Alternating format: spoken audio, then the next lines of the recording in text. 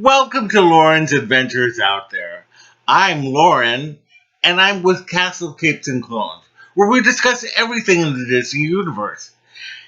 Please subscribe and hit the bell for notifications, and please do like this post. It really does help us out. So, with Mulan coming out on Disney Plus, it's the latest remake from Disney. I thought that it would be fun to rank the remakes again. I had done it on the blog once a few years ago, and so I thought it would be fun to pick it up again since there have been several movies that have been out since I did that one. The rules are that I am going to start at Maleficent, since that was really the kind of birth of the remake movement at Disney. So there won't be any 101 Dalmatians, and there won't be any Alice in Wonderland. And also, I decided not to do any sequels, so no Maleficent and the Mistress of Evil or Mary Poppins Returns. So again, starting at Maleficent, all the remakes, no sequels. All right, well, starting at number 11 is Maleficent. Unfortunately, Maleficent is the only one of the remakes that I actually dislike. There's just something about it. I just don't understand why you would take Maleficent, who is Disney's perhaps most beloved villain, and make her a hero. It just doesn't make any sense to me. And her name, Maleficent, literally means to harm others. So it just didn't make any sense. Now, Angelina Jolie, I thought was fantastic. I mean, that scene where she's giving the curse is almost like the animated feature. Fantastic. Hands down. I love Dakota Fanning. But everything else in that film just does not make any sense to me. Gregory Maguire did a book called Wicked, which I think everybody's heard of because of the musical. And it's about the Wicked Witch of the West, Elphaba, in the story. And they did something in that story where she was not as evil as we thought, but at the end, she still was the villain. And that's what I just didn't understand this, filmmaking Maleficent of a hero. And then also the other thing that I just disliked was the Three Good Fairies. I don't know why they made them the fairy tale version of Three Stooges. They were just, yes, the three fairies in the animated feature were a little bumbling, but they weren't stupid idiots. And that's what I hated about this feature. There's so many things that I dislike. So anyway, that's why it's at number 11. At number 10 is Dumbo. Now, Dumbo, the animated feature, I think it's not necessarily my favorite, but I think that it has one of the purest Disney stories around. It clocks in over just an hour, and I just think it's one of the most perfect stories. It's just like just about this elephant that needs the confidence to go on and become the hero that he is. And I just felt like this feature made it this overbloated thing. Now, the first part of the movie I enjoyed because it was about Dumbo. But then afterward, it just, I don't know, like it started becoming about something else. It was too much about the Carney family that was involved with Colin Farrell and the two kids. And I just didn't enjoy that part as much. I thought it was a beautifully done movie.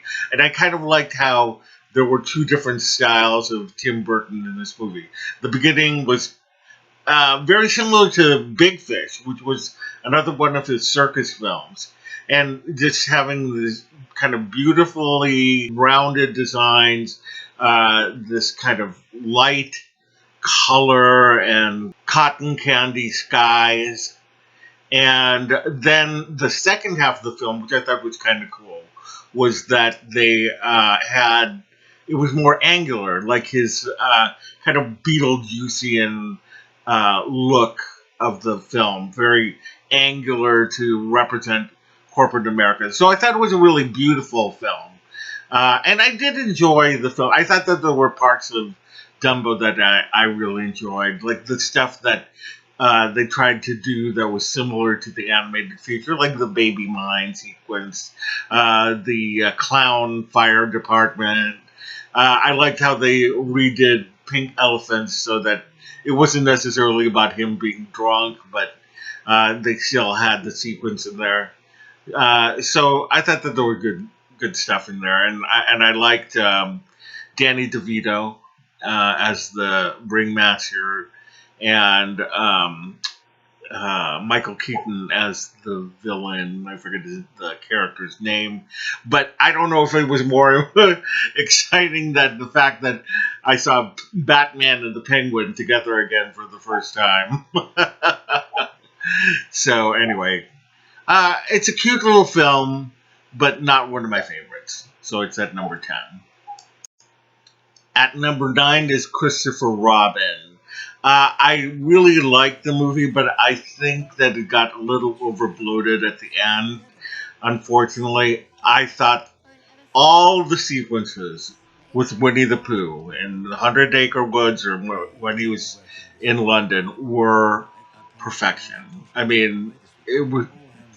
I don't know how they managed to do it, but they managed to make it Winnie the Pooh come to life, and this is exactly what you want to see in these movies. So I thought that all of that was perfect, but I don't know, it's just like, especially at the end, the ending was, it resolved itself in a way too easy manner, and I don't like those kind of endings that just seem so unrealistic that you just don't believe it, and that was my complaint about it. But man, there were times where I cried in that movie when Winnie the Pooh was on the screen and when he was spending time with Christopher Robin. So I don't want to say that I dislike this film, but it's lower on my list just because I thought that the story just got a little bit overbloated at the end. At number 8 is Pete's Dragon. Now, when they said that they were doing a remake of this film, I was scared because Pete's Dragon is one of my seminal Disney films that it's one of the ones that made me a Disney fan. One of the films that I remember coming out in its original release. So I was scared about this remake, and I was pleasantly surprised by it. It's not the greatest, but I actually did not mind it so much. I thought that the kid who played Pete was really great, and I loved Elliot. I loved the relationship between the two, and I thought that I really believed that a boy could have a dragon. So I thought it was very, very nice. And I didn't mind it not being a musical. I think they managed to capture the spirit of the film. And while Elliot doesn't look like the Elliot of the animated Elliot, he definitely had that kind of playful spirit.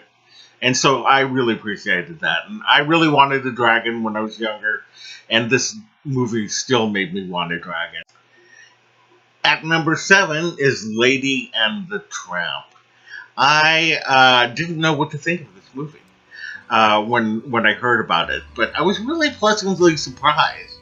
I thought that it was a really nicely done movie. I like the fact that they didn't use CGI dogs; that they used real dogs, and you could tell. Some of the mouth movements were a little weird to me, But other than that, I thought that it was a really charming film, and it really followed the animated feature very well. I mean, it made a few changes, like take for instance, the Siamese cats are no longer there, but I thought they still had kind of a nice tribute to it. Like they kind of took the spirit of the Siamese cat songs, but made it not racist. So that's always a good thing, you know. And I don't know. I just thought it was a very charming film, and I thought that it was a great choice for them to use on this kind of fledgling service that they are using in Disney Plus. So I hope that they make more of them. At number six is Beauty and the Beast. I really enjoyed this movie quite a bit. I thought that there were a lot of great elements to the story. I wish that they had chosen a different actress. I love Emma Watson, don't get me wrong. But, you know, they really auto tuned her voice. And I just feel like they could have picked actress that would have been able to belt these songs very well. So some of the additions to the music were a little bit difficult for me to accept at first because they sounded different than the original songs. You know, you could tell that they were not written by Howard Ashman, and I don't know. Maybe it's a little bit of that, the fact that there were songs not by Howard Ashman in here that were kind of made it a little bit melancholy. But overall, I like the film. I wish that they had used a kind of blend of CGI and makeup for the Beast because when they went to the close up of the Beast, he really lost a sparkle in his eye. Like I think that would have been much better if he had a makeup for the close-ups. So that was one of my only other things. I thought that Ewan McGregor was great as Lumiere and Ian McKellen as Cogsworth and Emma Thompson as Mrs. Potts. I thought that they were all great. Another part of it that bothered me was the Enchantress. Uh, okay, so she curses the prince because he was cruel, right? So, okay, that's what she does. So she goes to spend her life in a town that is entirely cruel to her. Why didn't she curse the entire town? It doesn't make any sense.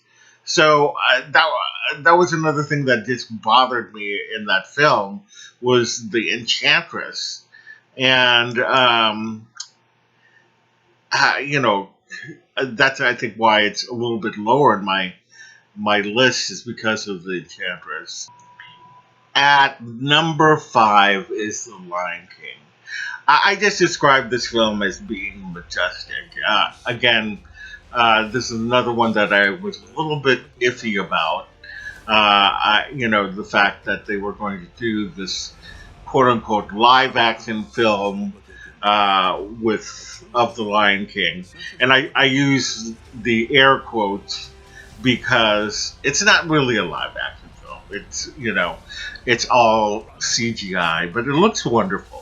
I mean, there were parts of it that I was just really impressed with. There were like beetles crawling on grass. There was one part where we followed this mouse around, and I thought, gosh, this is like really amazing looking. I think that Jon Favreau did a fantastic job with this film. So I give it a thumbs up. I'm glad that they got James Earl Jones back as Mufasa, and I like Ejiofor. Sorry for the mangling of that name as Scar. But the ones that stole the show for me were Seth Rogen and Billy Eichner as Timon and Pumbaa. I thought that they really were so funny. So anyway, it comes up in number 5 for me. At number 4 is Aladdin. There's one word that I can say for this film, and it's magical.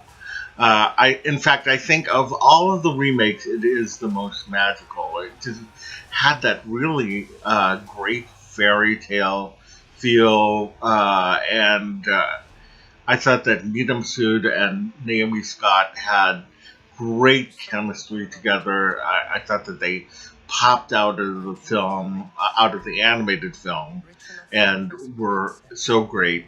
And there was a lot of to do about Will Smith being the genie and, quote unquote, replacing Robin Williams, which, is a hefty task.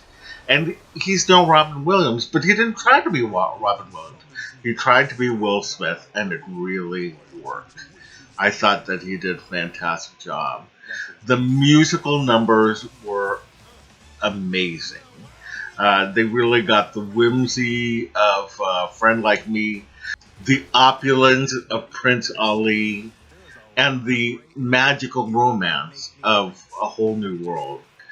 And another thing is that I love Bollywood. If you listen to our podcast at all, you've heard me say over and over again that I love Bollywood, and it's so true. And the fact that they included in this movie seemed apropos. So I thought it was a great movie. I loved it. At number 3 is Mulan. I thought that Mulan was a gorgeous film. I mean, it was beautifully photographed. It really made China a character. Just the beautiful backdrops. I know that they filmed a lot of it in New Zealand, but the fact that they made it look like China was amazing. And the martial arts sequences were absolutely stunning. I was on the edge of my seat the entire time. Just a great and wonderful film. And it's a lot of people are saying it's not like the original, but it's not quite unlike the original. I guess there are different things that are missing from this film, most notably Mushu. But Mushu would have changed the tone of this film. Like, he just would not have worked. And there's nobody that will make me believe that he would have worked in this particular film. They made this film a epic martial arts film, and and that's why he wouldn't have worked in this film. But other than that, I just thought that it was a really well done film, and it's at number 3 for me. At number 2 is Cinderella. Have courage and be kind. That was a catchphrase that came out of that movie that just really gave me goosebumps. It's one that I absolutely believe in. I love this is something that Cinderella's mother says to her, and it really just goes throughout the whole film. If you have courage and be kind, there will be magic. I thought that they did a good job at imitating the original film without copying it exactly. The scene where Cinderella comes into the ballroom and is in that beautiful blue dress is just amazing, and it reminded me of the animated feature. But at the same time, it wasn't. I don't even know if I can explain how that is, but I really enjoyed these kind of moments where we felt like we were in the 1950s film. While Lily James might be an unorthodox choice, I liked her as Cinderella. And Kate Blanchett, I mean, seriously, she killed it as Lady Tremaine. I mean, it's like she jumped out of the film. And Helena Bonham Carter, I usually find her annoying, but I actually liked her as the fairy godmother. Even though she was quite different from the 1950s film, I thought that she fit very well into this film. This film surprised me in many ways, but I'm a big fan of Kenneth Branagh, so in Kenneth Branagh we trust. And at number one is Jungle Book. Now, Jungle Book again was another one of those films that I thought I thought they were joking when they said that they were doing a live action Jungle Book film. I didn't I had no idea how they were going to do this film, but it was absolutely brilliant. The movie opened and the castle was there, and we started going down the stream to the overture of the Jungle Book, and I was sold right there and then. It was just such a great tribute to the 1960s film, but again, not being entirely like the 1960s film. Neil Seddy did such a great job as Mowgli, considering the fact that he was the only human actor on the screen, and he had never done the film before, and he was doing all his work on the green screen, to Jon Favreau's direction. Again, another triumph for Jon Favreau. I thought that Bill Murray was great as Baloo, and Ben Kingsley as Bagheera, I thought was an amazing choice. So, as much as I love the other films, this one rises above the top. Nothing has beat the Jungle Book so far for me. So, there you are. That is my ranking of all of the 11 remakes that we've had since Maleficent. Anyway, I hope you enjoyed this. What are your favorites? Why don't you send me your ranking in the comments below? Tell me what your favorites are. Be sure to subscribe and hit the bell for notifications. And please do like this post. You can always reach us on Twitter at CCC Disney Uni, or myself personally at @Lojav.